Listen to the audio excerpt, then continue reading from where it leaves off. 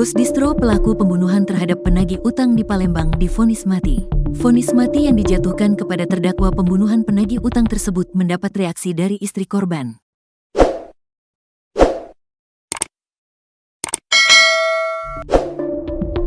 Tak hanya Antoni selaku bos distro, majelis hakim menjatuhi hukuman yang sama terhadap pelaku pembunuhan lainnya, Pongki dan Kelvio alias Kelvin. Pembunuhan yang dilakukan 3 pelaku terhadap pegawai koperasi yang menagih utang kepada nasabah ini dinilai keji. Jasad korban sempat dicor oleh para pelaku untuk menyembunyikan perbuatan mereka. Beruntung petugas kepolisian yang melakukan penyelidikan atas laporan orang hilang pada waktu itu jeli sehingga bisa menangkap para pelaku. Istri korban pembunuhan yang jasadnya dicor oleh Antoni Ces tak kuasa menahan haru dan menangis lega ketika mendengar Majelis Hakim Pengadilan Negeri Palembang memvonis 3 pembunuh suaminya dengan pidana mati, Selasa, tanggal 25 Februari tahun 2025. Istri almarhum Anton Eka Saputra yang diketahui bernama Rensi menangis di ruang tunggu usai mengetahui vonis tersebut. Sambil berusaha ditenangi oleh kakak kandungnya, Rensi juga menjabat tangan kuasa hukum keluarga, Jasmadi Pasmendra ketika sidang selesai. "Terima kasih banyak Pak Hakim," ujar Rensi sambil menangis. Sebelumnya ia terlihat menyimak jalannya persidangan di ruang sidang Tirta Pengadilan Negeri Palembang sambil berdiri.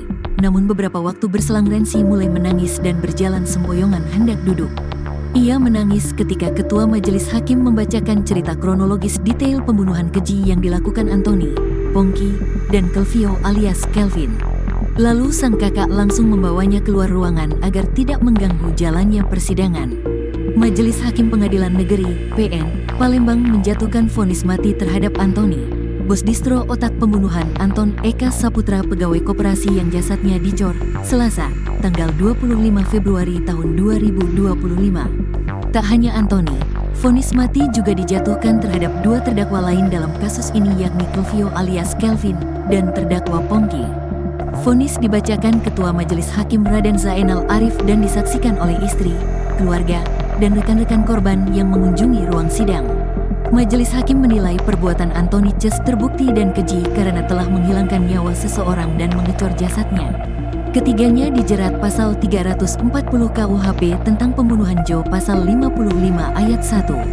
Saudara tolong berdiri, mengadili, menyatakan perbuatan terdakwa Antoni, Kelvio alias Kelvin, dan terdakwa Pongki secara sah melakukan tindak pidana pembunuhan, ujar Raden. Majelis Hakim menilai perbuatan ketiga terdakwa memenuhi unsur kesengajaan dan keji. Oleh karena itu menjatuhkan pidana mati, katanya. Vonis tersebut sama dengan tuntutan JPU yang meminta agar terdakwa dihukum mati. Vonis yang dijatuhi kepada 3 terdakwa menuai reaksi dari pengunjung sidang yang merasa keputusan hakim tepat dengan meneriakkan ucapan terima kasih kepada majelis hakim. Sementara ketiga terdakwa hanya terdiam dan akan mengajukan banding terhadap vonis tersebut.